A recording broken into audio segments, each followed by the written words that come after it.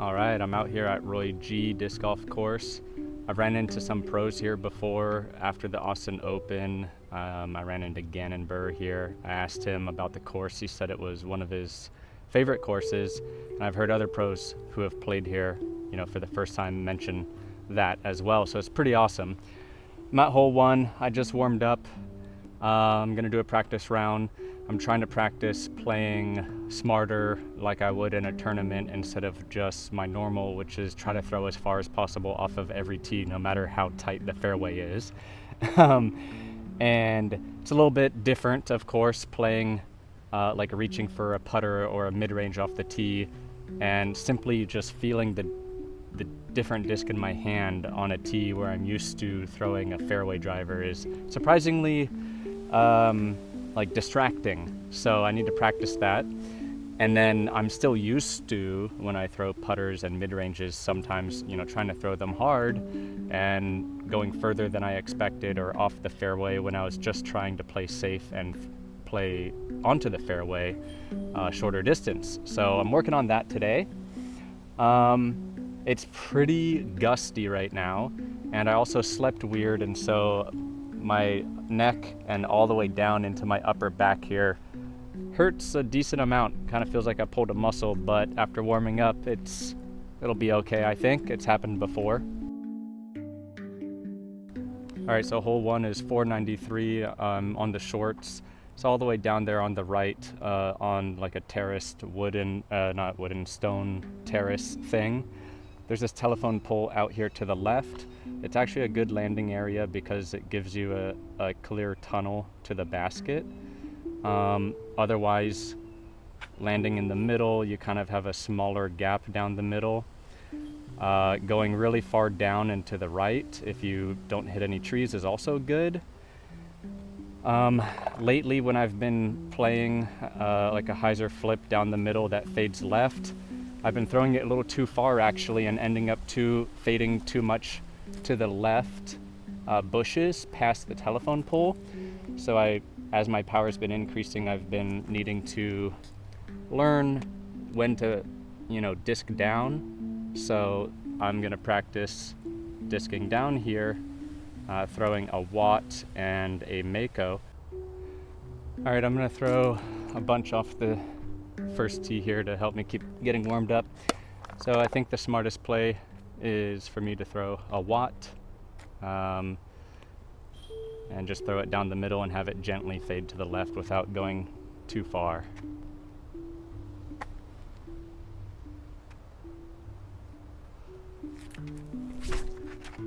I yanked that. Gonna throw my Mako. Yeah, I'm like gripping hard as if I'm throwing harder because I'm so used to throwing hard off the tee. I need to grip a little bit softer. All right, let me throw the Mako.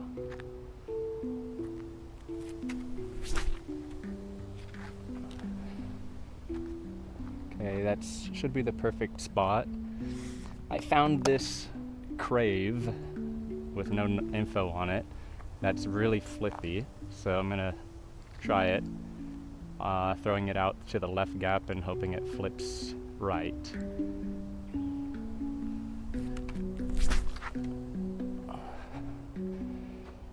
Yeah, that's really nice.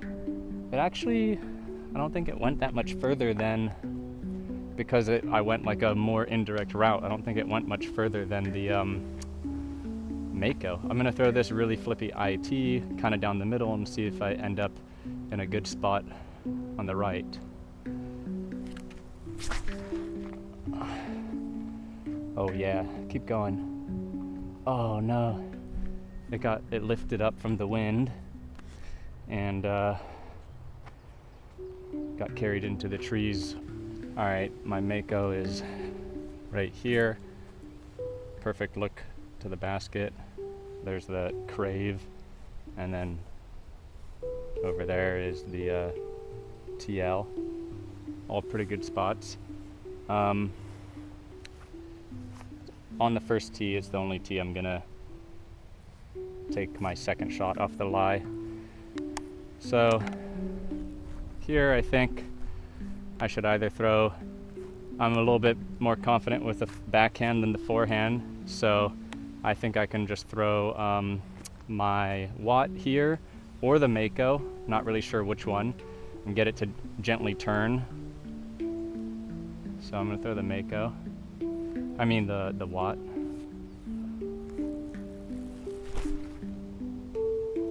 Not enough or too much hyzer on it, so it didn't turn. But I have a putt. And then at this distance, I don't know what I would throw as a forehand. A mid, maybe. Let me try.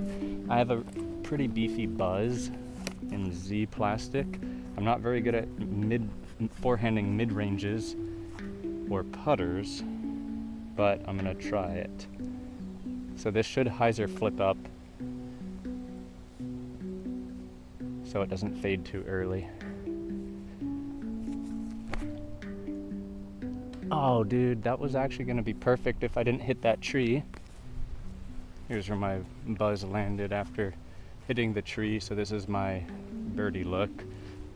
If I threw that one first, I need to remember driving the back knee down into the ground as a cue for forehand. When I tried that, it seemed to help my forehand quite a bit. So there's a little bit of a drop off behind the basket, so I think I have to go with like a floaty putt style here, so if I miss, it doesn't go too deep. So I'm gonna try to do that.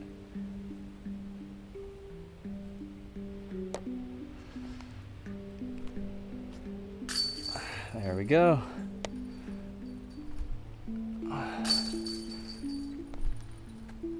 Oh man. All right, par 3, 258 feet straight ahead.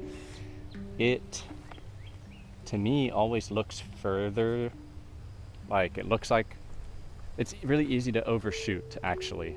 So I started out playing fairways and then mids and now putters on this hole. Also, speaking of putting, on hole 1, I'm trying a new putting style that's pretty new to me, where it is some pronation in the wrist, some internal rotation in the shoulder, lowering the arm, curling the wrist, and then all of it unwinds together: the external shoulder rotation, the supination, and the wrist uncurling. All of that together feels like it's easier to get a really smooth, clean, spinny release. And I think it's similar to what Isaac Robinson does. You can see he brings his down to here, and the disc is tilted in a similar way, kind of on hyzer. And Andrew Marweed brings it between his legs, and the disc is tilted in a similar way. So it must mean when they come up, they're having to supinate and get it back level. And the lifting of the arm means the putter has a lot of upward momentum, so that as you supinate and uncurl your wrists and you open your hand, it just floats out of your hand.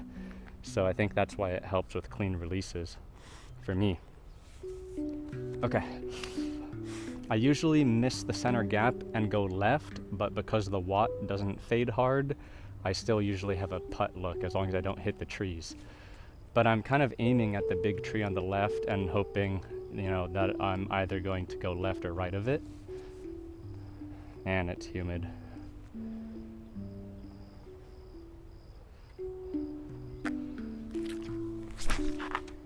Oh, no. Okay, barely got through. All right, here's where the Watt landed. I threw it a little bit too low. Would have been probably perfectly parked if I threw it just a little bit higher. Now, this is where I kind of struggled to decide on how to putt. Should I do a lofty putt like on hole 1, so I land close if I miss, or try to kind of be more confident and jam it in? There is kind of a backstop, but I'm not super confident at these ranges yet, so if I miss, I might 3-putt. So I think I'm gonna try to kind of loft it a little bit.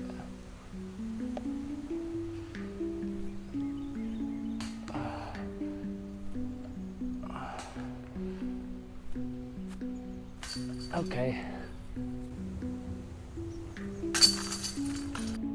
Coming up to hole 3, here's the basket.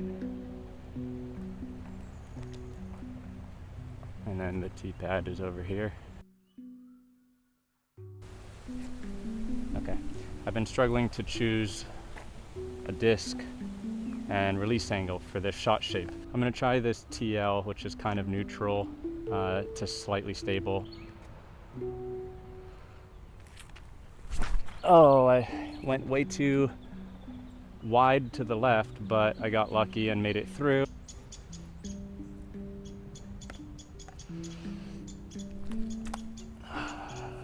Oh man, almost. All right, hole 4, par 4. This is a really hard birdie.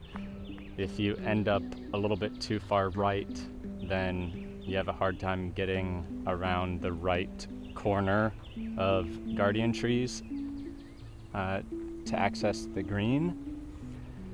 I felt a little headwind when I walked up. I don't really feel any now, but I have to assume there's more out there. I would like to go a little bit more understable, hyzer flip it, have it turn, and then fade and land just on the left side of the fairway.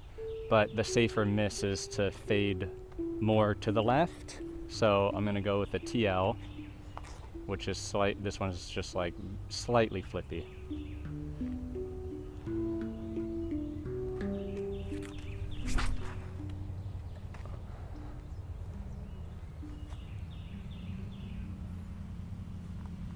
That looks like a perfect lie. All right, the headwind kind of slowed it down, and I think it was a little bit nose up. This is kind of a tough decision, this spot here, because I really want to try to capitalize on this good lie and go for a birdie. So I have to kind of throw a forehand pretty hard, so I'm gonna go for it.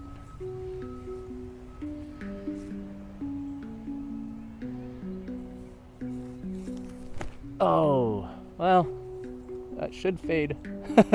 Hopefully, oh no, the tree stopped it. Dang, that was so off. I've been throwing my forehands a little bit too high lately. All right, thankfully this long grass is not OB. So right here, I think I'm just gonna throw a Toro low and try to kind of skip it up there maybe, instead of, I don't know. Let's just do it.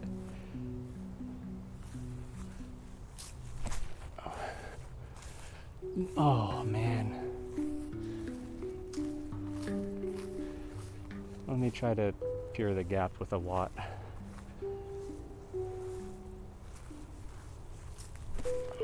I should have done that. Oh, I still went long. Huh. I should have put that Toro on more hyzer because I didn't throw it high enough to have time to hyzer out and skip. So it was barely fading by the time it hit the ground, and now I've got an awful look.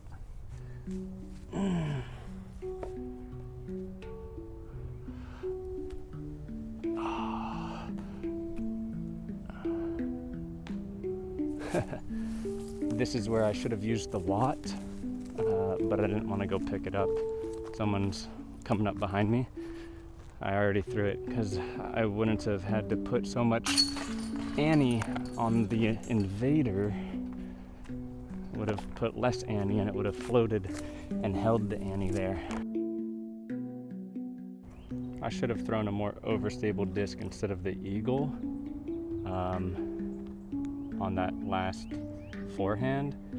I chose the eagle to try to get a little bit more distance, but it flattened out. Basket straightforward. I usually go the hyzer route to the right. Par 3, 325 feet, hole 5.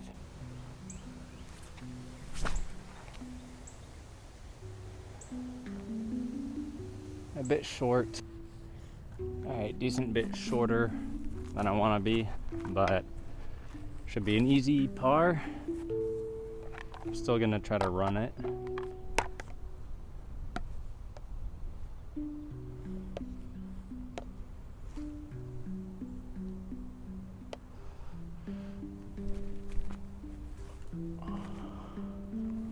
That was close.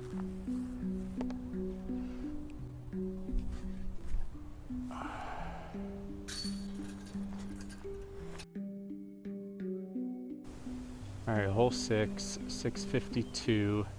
I'm still even. We've got two fairways, the left and the right side. The left side is better from the long tee, but I think the right side is better from the short tee.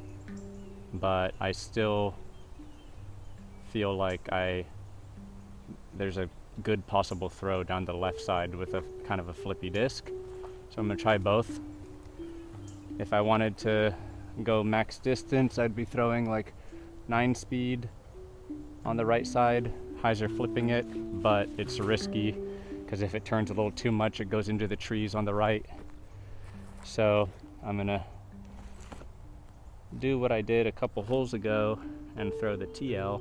So it can hyzer flip, but not lower risk of it turning too much unless I don't put any hyzer on it.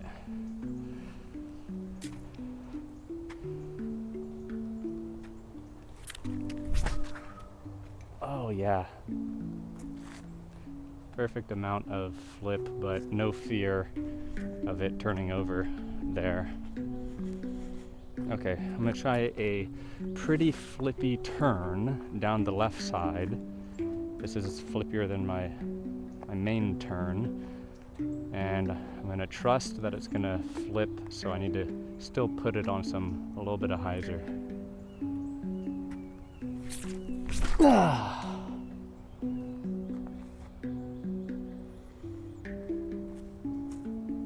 Dang, it still faded out, so a little bit too much hyzer, or I needed to throw it harder.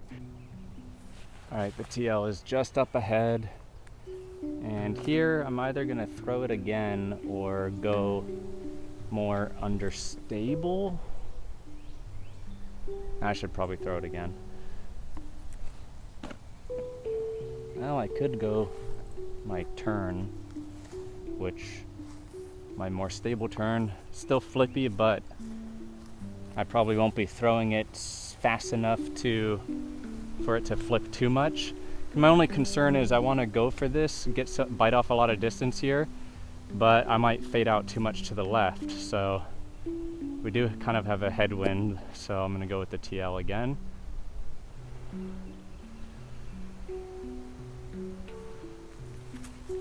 Oh no. Dang. Wow. I'll have to see how I released that. Was that more of a release angle or a rounding issue? Or is there more headwind than I think? I'm gonna try the turn now.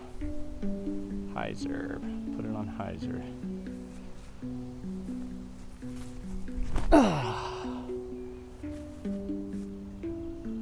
Oh man, there's the look from my second tee shot. But of course, faded a little too much and it was a bad lie. Here's that turn I threw from the second shot off the lie. Pretty close to having a birdie putt. There's still a chance from there. So my clicker to turn the camera on got like stuck and it double clicked. So it missed my two throws. I threw the Toro there second on forehand and got a clean release finally. And then the Watt, I just kind of wrist flicked it because I didn't want to hit my hand on the backswing. And I thought I turned it over too much because it's really windy, but since this is slightly uphill to the right, it didn't go too far away. So this is a pretty good spot. So this is for par. It's really windy, right to left headwind. I think I should try to put a little bit of pace on this one.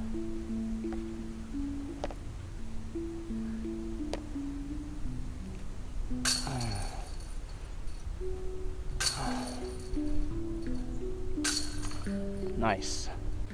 Coming up to hole 7, the basket's down there. It's not too far. The tee's over here.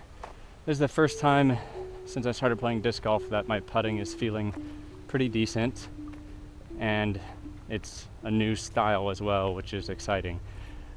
I didn't do for the first, I've been playing for like 8 months, I guess, and for the first like 5 months, the only putting practice I did was just putting like with my 3 putters on every putting lie, and then I got a practice basket, but I only have space for like 23 feet in my apartment. So, and once I got the practice basket and I had that controlled setting in my apartment, I was finally able to like experiment in that controlled setting. So I experimented with like 4 different putting styles and 10 different minor variations within each style constantly to try to figure out my favorite things, like grip for the different styles, grip variations for the different styles, and how much wrist and how low I like the backswing and all that stuff, and stance, and pressing up versus pressing forward, all these things. So I haven't had consistent practice with a single putting style yet, and I just started going out now to a basket where there's more space and trying some edge of circle putts, because my edge of circle is not very confident. I'm only confident at like 15 feet and closer, and kind of confident at 20 feet. So I'm gonna try to start committing now to practicing this particular style I've been doing with the internal shoulder rotation, the pronation, and the wrist curl, and then unwinding it all together because it's feeling really nice. All right, hole 7, par 3, 310. This used to be one of the easiest holes for me. It's just just throw it on hyzer, straight out there, big gap. But lately I've been throwing it inside and hitting these trees on the left side. And I think it's because the trees down there are kind of far, not far, but they're not close, so it's not a concern from the tee. And the gap is big, so it's not a concern to hit the gap. But somehow those, since it's so easy, you end up, not paying attention to the fact that if you miss the gap a little bit left, by the time it gets out there to the trees on the left, it's going into the trees. So you got to kind of swing it more right than you expect. And I think also my run-up angle previously has been like this, and so I'm planting aligned with the left edge of the fairway, and I need to be running up a little bit more like this, planting towards the middle of the gap, which is aligned with the right side of the fairway but deep, so you have time to fade when you get there if you haven't thrown it way too hard. So I'm going to throw this destroyer that's decently stable along this run-up line that I mentioned. Try to throw it kind of flat, decent power, so that it fades by the time it gets to the right edge of the fairway out there. I threw it a little bit inside, but it was not too bad compared to normal. But that's the downside of choosing that speed. So it faded hard, and then it hit it one of the last trees out there, and if it didn't hit the tree, it was going to skip far left. So the TL might be a better one to throw, but I probably need a little bit of hyzer. Yeah. Skipping left. I should just keep throwing that 7-speed here. All right, so I got pretty lucky. My destroyer's right here. It was fading like this. It skipped, hit this tree, and went over there. If it didn't hit the tree, it probably actually would have been pretty good. I just would have been same distance to the basket, but more over here. But if I threw the same exact line with the TL, which I haven't found yet, it wouldn't have faded so hard, so it would have missed the tree and skipped more straight forward with less fade right towards the basket. But I threw the TL on a different line, slightly different line. I mean, if the TL was a little bit too inside, it would have been more forgiving. So I have a mild tailwind here. I'm gonna do my abbreviated close-up putt stroke with the new form, but still try to put a decent amount of power on it. Look 1 to 2 chain links higher because of the tailwind.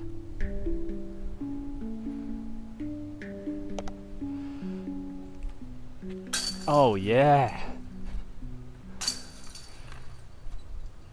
I kind of lofted it a little bit more than I wanted to, but it worked because of the tailwind. It dipped it down. That's a good birdie. That's a birdie I should get. Okay, here's the TL. It went a little long because it didn't fade as much, but basically the same distance. All right, hole 8, back to 1 down. This one is par 3, 314. It's a right turn the whole way. And so if you throw the backhand, it kind of feels a little bit further than 314 because you need the perfect amount of turn the whole time to get it just right. I think when I film, I actually play better because when I get to these holes, I'm explaining the hole, and then I'm explaining like my history of, you know, what's been going on. I've been throwing a certain way and missing a certain way, and it's reminding me to make the corrections. But I normally do this, but I'm more deliberate and more clear about it because I'm trying to explain it to the people who are watching so they understand. Like with the last hole, I threw the destroyer first, but I should have stuck with the TL. But I have a history of parking the hole with that destroyer. So I want to keep doing that, but I need to also recognize that it hasn't been working and I've been parking it more with the TL lately. And so I need to have kind of like a short-term memory, so to speak, and forget about the old success because it's not translating anymore and do the new thing that's working. So in this hole, similar to hole, what is it, 1, 2, 3, hole 3, the disc I used to throw that had the perfect amount of turn I lost, and I've been struggling to find what disc to replace it with. Lately, I've been throwing this really flippy IT because normally I fade out a little bit too early on the left, but it's a safe kind of mistake. But I do really want to get it turning more, and so I think I should throw this TL. But for whatever reason lately, I've been missing inside to the right. I need to hang it out more left because it's wider out there.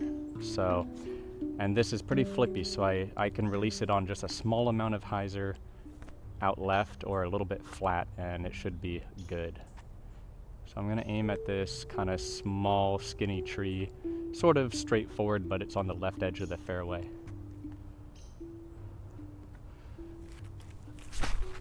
Oh, that's pretty good actually, I think. It was just barely trying to roll. I need to get it a little bit higher, and it'll have the time to land perfectly flat if I got it a little bit higher. I should be practicing forehands as well. So let me try a forehand. This is the TL, so it should flip up a little bit.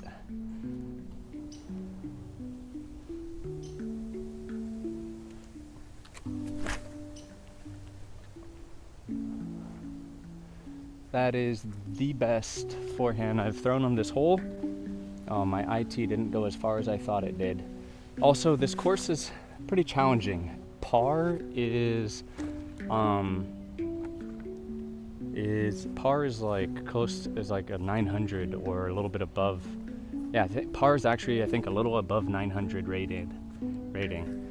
like par is a little bit above 200 U-disc, and then 200 U-disc is 900 rating. Okay, I need to, this side has a low ceiling, so I'm using the watt kind of far. I need to put it on a little ante or flat so it turns. One thing about this new putt style is, since I'm coming down with quite a bit of hyzer on the disc, going to ante feels kind of weird because I have to supinate a lot. So it may not be the best reach back for me to throw ante putts. I may need to slightly lessen the disc angle on the reach back, or do a more of like a spin putt style. I'm not sure yet. I'm gonna still try it because I want to stick with it.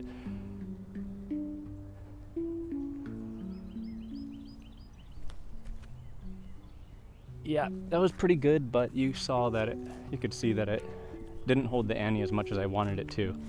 If I was spin putting it, it would have been easier for me to put it on the ante right away.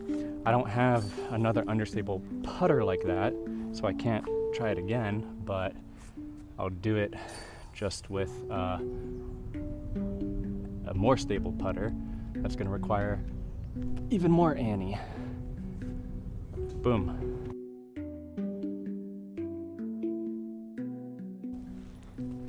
So you can end on the left or the right and have good looks either way.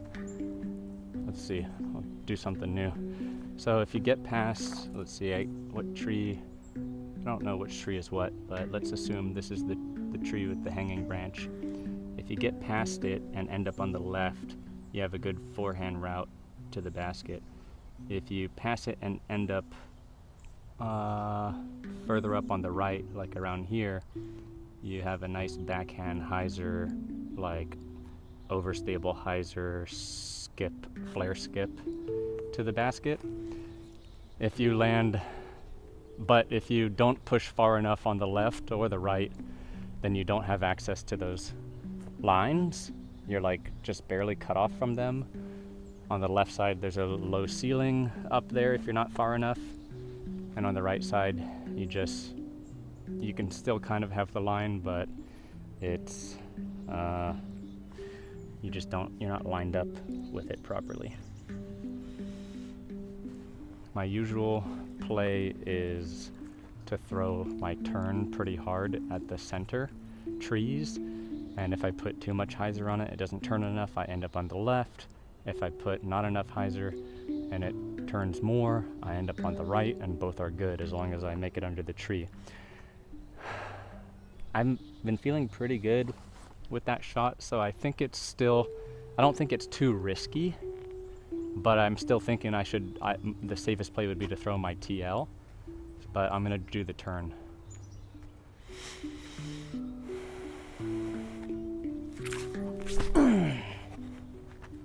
Oh yeah, that's perfect, I think. Just don't land next to a tree. Oh man, it feels so good when you hit the line. I'm gonna try my flippier turn for fun. So more hyzer on it.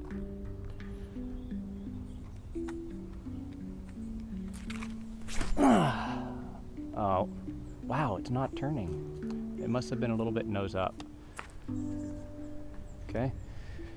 Let me try the safe play, which would be the TL that I didn't pick up from the last hole. Here we go. This is that forehand.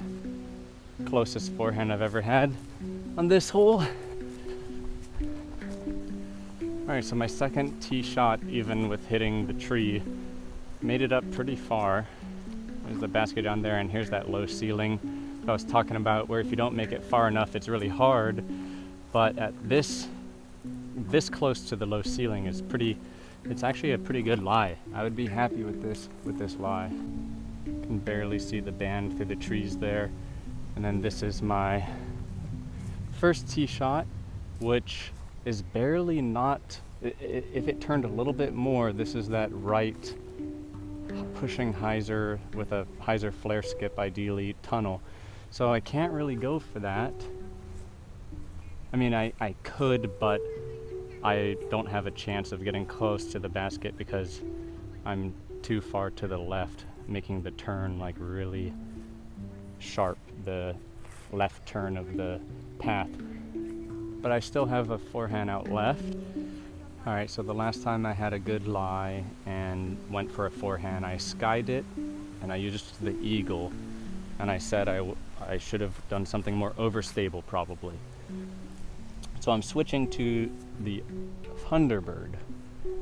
I maybe should use the Firebird, but it's so annoying. It's like when I use the Thunderbird, I'm like, it's stable, and then I throw it kind of flat and it goes a little too far before it fades. And then when I use the Thunderbird, I'm like, I use this disc when I want it to stay on hyzer, and then my body like wants to throw it on hyzer, but I don't need to put it on hyzer because it's so stable. And then it fades too soon. So I don't know what I want here. I do kind of need it to push straight for a while.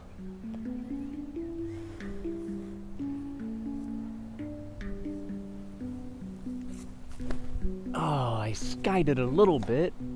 Wow, it was actually gonna get probably with it like close to circle 2, a little bit inside circle 2 if I didn't hit the tree. I didn't hit the tree initially from skying it. I hit the tree from it being on too much hyzer and going to the right early. Okay, let me try again actually. I'll go with this destroyer. All right, release it flatter.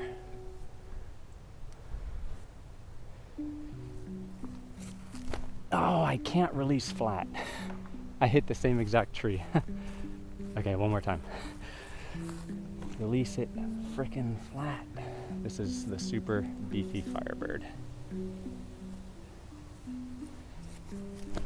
Oh my God, what is wrong with me?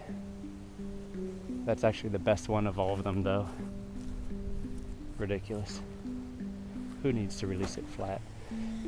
Okay, I gotta stop. How do I throw a flat forehand? Am I just leaning over too much? Or is it my arm is dropping?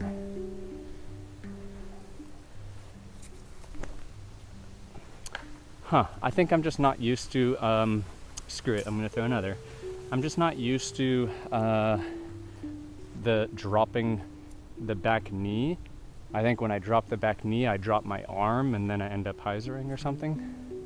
I'm also trying to throw kind of hard, so of course I might need to think about anhyzering just to get it flat though. Yeah, that's skip. That's the line I was going for. But I don't throw forehands often enough. Okay, here's my actual lie right next to my other failed throw that was like an exact replica. So here, I guess I just spin the watt straight, or Halo Star Invader through the right gap to let it fade. I've been really liking the watt lately, so I think I'm just gonna try to spin it straight, and I've been liking using more wrist curl for these approaches to focus just on spinning it more, and less power, less arm power, more spin. Yep. I was watching Ricky Wysocki, and I think it was maybe, I don't know, Jonesboro 2024, noticing how he really curls the wrist a lot, especially on those approach shots. I can't figure out where this disc goes in my bag because I've thrown too many of my discs, so my reference points are all gone. So what's funny is this is the one that hit the line I was going for, and there's the Firebird that I thought was one of the worst because I put it on way too much hyzer right away and went really inside, but it got a better skip, I guess. And this one, because of the hill here, maybe it killed the skip, but I would have had a birdie look with either of those. And this is one of the hardest birdies